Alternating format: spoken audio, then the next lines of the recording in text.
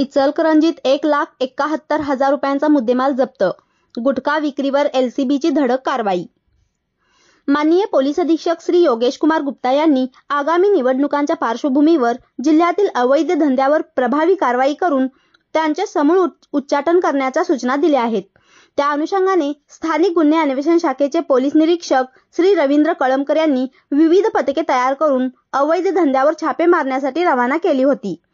या मोहिमेदरम्यान पोलीस उपनिरीक्षक संतोष गळवे यांच्या पथकाला गोपनीय माहिती मिळाली की महाराष्ट्र राज्यात गुटखा विक्रीवर बंदी असतानाही इचलकरंजीतील एका इसमाने घरातूनच गुटख्याची विक्री सुरू ठेवली आहे.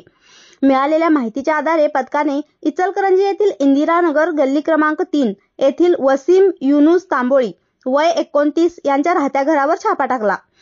छाप्यात सुगंधी तंबाखू, सुपारी, पान मसाला व सुगंधी जर्दा असा एकूण 1,71,710 रुपयांचा किमतीचा मुद्देमाल जप्त करण्यात आला.